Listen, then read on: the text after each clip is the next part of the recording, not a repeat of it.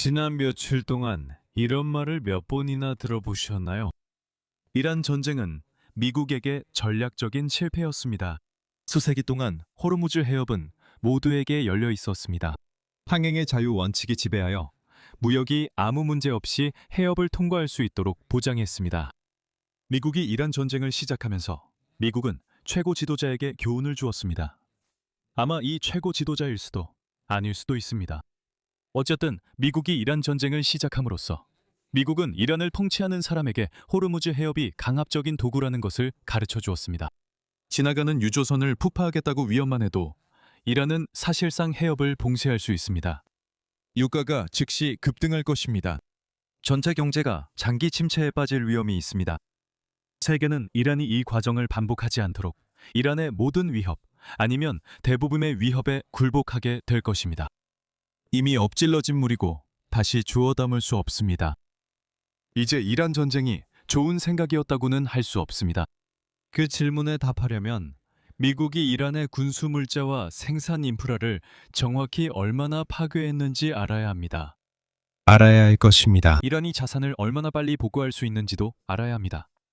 알아야 할 것입니다. 새 지도자가 누구든 결의가 높아져도 파괴로 인한 손실이 더 큰지 알아야 합니다.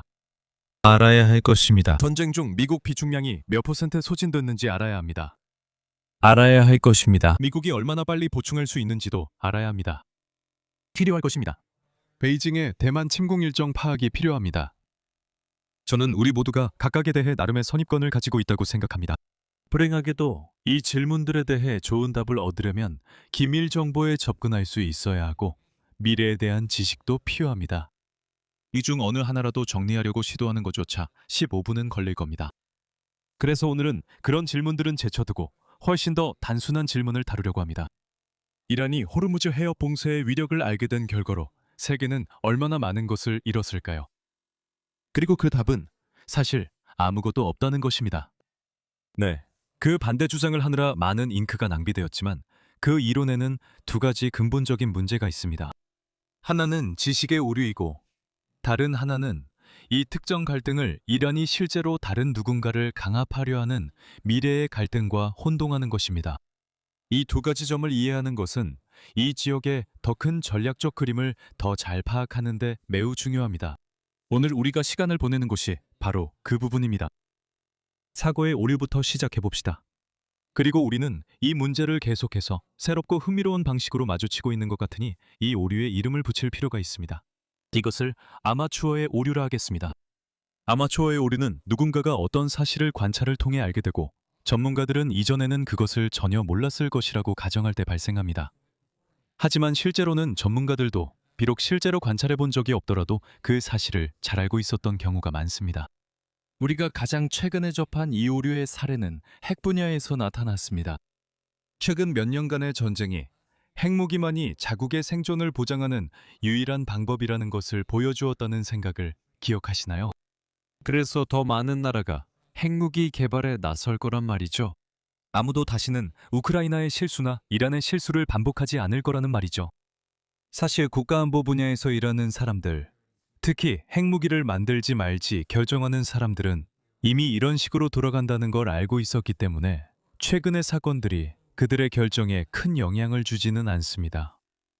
아마추어들이 이제야 알게 된 사실은 이미 전문가들의 결정에 반영되어 있었습니다. 현재 핵무기를 만들지 않는 나라들은 그 길을 선택한 이유가 비용에 비해 얻을 이익이 크지 않았기 때문입니다. 그들은 이익을 정기적으로 다시 계산할 수는 있지만 그들의 공식이 올해 갑자기 핵무기는 참수 공격을 억제하는 데 효과적이다 라는 항목을 추가해서 바뀌지는 않을 것입니다. 그 항목은 항상 있었습니다. 글쎄요, 전문가들이 직접 관찰하지 않고도 아는 것이 정말 많아 놀랍습니다. 좀 더 쉬운 예로, 우리는 누군가가 달의 어두운 면에서 우주 유영 중에 압력복을 여는 모습을 직접 볼 필요가 없습니다. 그게 나쁜 생각이라는 건 이미 알고 있으니까요. 우리는 대만이 모든 반도체 공장을 파괴하는 모습을 직접 볼 필요가 없습니다. 그것이 전 세계적인 경제 붕괴를 초래할 것이라는 건 이미 알고 있으니까요. 우리는 누군가를 빛의 속도의 약 92% 로타오 C별까지 보내볼 필요가 없습니다. 그 우주 비행사는 자신의 관점에서는 약 4년 만에 도착하겠지만 지구에 남아있는 우리에게는 13년이 걸릴 것이라는 걸 이미 알고 있으니까요. 그리고 우리는 호르무즈 해협이 봉쇄되는 모습을 직접 볼 필요가 없습니다. 그것이 전 세계에 온갖 혼란을 초래할 것이라는 건 이미 알고 있으니까요. 사실 전쟁에 대한 일반적인 대중 담론에는 흥미로운 모순점이 있습니다. 호르무즈 해협이 봉쇄되는 것이 얼마나 악몽 같은 시나리오인지 모두가 알고 있었다는 내용의 문단을 보게 될 겁니다. 종종 백악관만이 유일한 예외였다는 식의 논평도 함께 따라오죠. 그리고 한 문단 뒤에는 이란이 해협을 봉쇄하는 것이 얼마나 가치 있는 도구인지 배웠다는 주제로 넘어가고 이제 우리는 멋진 신세계에 갇혀 있다는 내용이 나옵니다. 글쎄요, 둘 다 동시에 될 수 없습니다. 이것은 이란을 포함해서 특히 이란에게도 모두에게 명백한 일이거나 아니면 우리 모두가 아무것도 모르는 바보들이라는 뜻입니다. 저는 여기서 저와 비슷한 생각을 가진 분들에게 이야기하고 있다는 건 압니다. 우리 인류가 얼마나 엉망인지 배우는 걸 즐기는 사람들과 일종의 일방적인 관계를 맺고 있는 셈이죠. 하지만 그것은 모두에게 명확했습니다. 그리고 그 모두에는 테헤란에서 조종하는 사람들도 포함됩니다. 그리고 강압 전략이 얼마나 효과적일지 예측하는데 이론을 전혀 사용하지 않으려는 정책 이반자들조차도 아라비아 반도의 반대편만 봐도 그 문제가 실제로 어떻게 나타나는지 알 수 있습니다. 불과 2년 반 전만 해도 국가 유사 행위자라고 할 수 있는 후티는 선박을 납포하고 추가 행동을 위협함으로써 바브 엘만답 해협을 통한 선박 운항을 중단시켰습니다. 이란의 무기를 의존하는 무장단체가 선박 운항을 중단시킬 수 있었다면 이란 역시 쉽게 같은 일을 할 수 있다는 것은 펜타곤의 박사급 전문가들이 잔뜩 모여있지 않아도 알 수 있습니다. 우리가 호르무즈 해협 봉쇄를 핵 옵션이라고 부르는 데에는 그만한 이유가 있습니다. 우리 중 누구도 해협을 봉쇄하면 전 세계적으로 중대한 결과를 초래할 것이라는 사실에 놀라서는 안 됩니다. 요약하면 이란은 항상 호르무즈 해협을 봉쇄할 수 있었습니다. 테헤란에서 2월 28일에 누군가가 갑자기 그 기발한 아이디어를 떠올리고 이후 다양한 새로운 상황에서 그것을 어떻게 적용할지 고민해온 것은 아닙니다. 오히려 이란 군사 기획자들은 그 작전 계획을 단순히 다시 꺼내들었을 뿐이며 이 전쟁이 끝나면 다시 선반에 올려둘 것입니다. 이란은 언젠가 그 작전 계획을 다시 선반에서 꺼낼 수도 있지만 그것은 제한된 상황에서만 유용할 것입니다. 즉, 이야기의 또 다른 절반은 호르무즈 해협 봉쇄가 국제사회가 전쟁에 어떻게 반응했는지 때문에만 효과가 있었다는 점입니다. 만약 내일 휘발유 가격이 25% 오른다고 전 세계 소비자들에게 말한다면 그들은 분명히 그 원인 제공자에게 분노할 것입니다. 더 나아가 그들은 범인이 물러서도록 강압적인 조치를 취하는 것에 동의할 수도 있습니다. 지금 이 순간 전 세계는 미국을 그 범인으로 보고 있습니다.